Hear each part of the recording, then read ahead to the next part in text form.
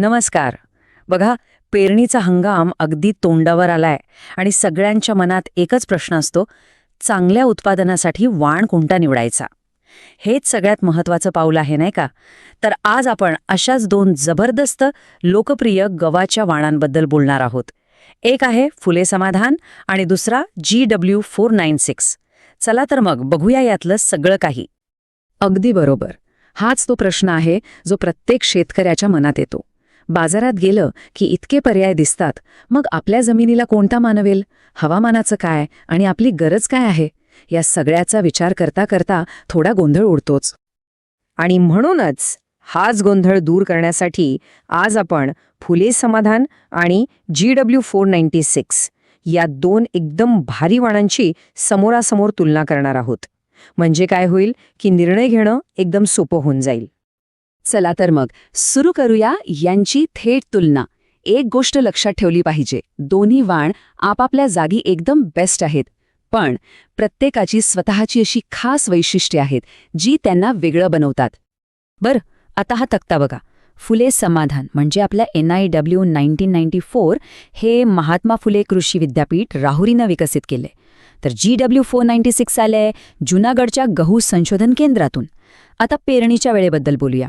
इथे फुले समाधान थोडं जास्त लवचिक आहे, म्हणजे वेळेवर पेरणी केली 1 ते 15 नोव्हेंबर तरी चालतं, आणि उशिरा म्हणजे 15 नोव्हेंबर ते 15 डिसेंबरपर्यंत केली तरीही चालतं.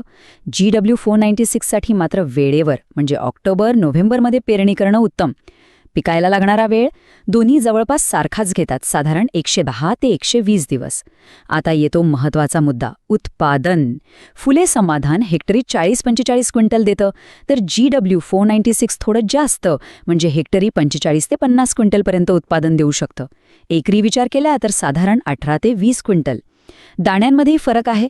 फुले समाधानचा दाणा शरबती, मध्यम आकाराचा आणि तपकिरी रंगाचा असतो, तर GW496चा दाणा पण शरबती आहे, पण तो चमकदार सोनेरी रंगाचा दिसतो. आणि आता सगळ्यात खास गोष्ट, फुले समाधानची खासियत म्हणजे ते तांबेरा रोगाला बळी पडत नाही आणि त्याच्या चपात्या दुसऱ्या दिवशीही मऊ लुसलुशीत राहतात.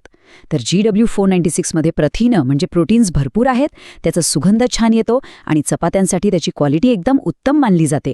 आता इथेच खरा विचार करायचा आहे, आपल्याला रोगप्रतिकारक शक्ती जास्त महत्वाची वाटते की दाण्यांमधली जास्त प्रथिनं? ठीक आहे, चांगला वाण तर निवडला, पण तेवढ्याने काम भागतं का? नाही. योग्य लागवड पद्धत वापरणं सुद्धा तितकंच किंबहुना जास्तच महत्वाचं आहे, तरच भरघोस पीक येतं. चला तर यशस्वी लागवडीसाठी काय काय लागतं ते बघूया. भरघोस पिकासाठी खरं तर ही 3 मुख्य सूत्र आहेत. पहिलं, जमिनीची निवड.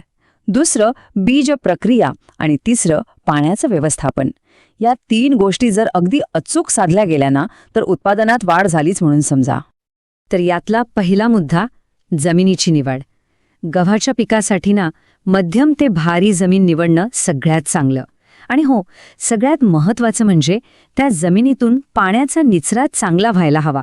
अशा जमिनीत पीक एकदम जोमाने वाढतं.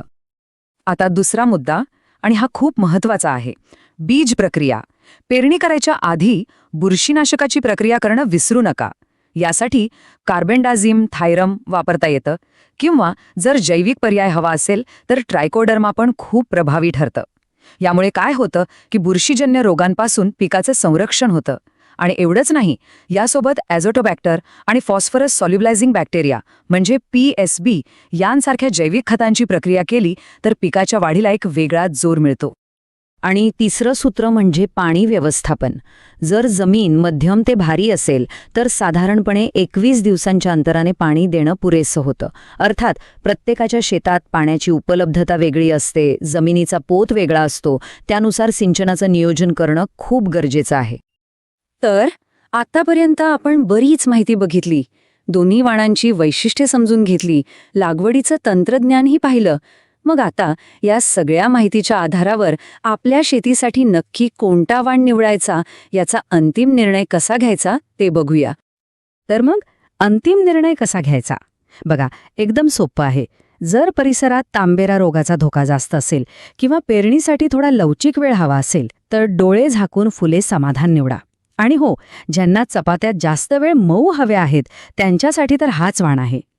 या उलट जर जास्त प्रोटीन असलेलं चमकदार सोनेरी रंगाचं धान्य हवं असेल आणि उत्पादनात थोडी वाढ अपेक्षित असेल तर GW496 ची निवड करणं जास्त फायद्याचं ठरू शकतं. तर आता हे स्पष्ट झालंय की दोन्ही वाण उत्तम आहेत आणि निवड पूर्णपणे आपल्या परिस्थितीवर आणि गरजेवर अवलंबून आहे. पण जाता जाता एक प्रश्न मनात येतो, योग्य वाण तर निवडला, पण यासोबतच जर लागवडीचं अगदी काटेकोर नियोजन केलं, आधुनिक तंत्रज्ञानाचा वापर केला, तर आज जे उत्पादन मिळतंय त्याच्यापेक्षाही जास्त उत्पादन घेणं शक्य आहे का, यावर नक्कीच विचार करायला हवा.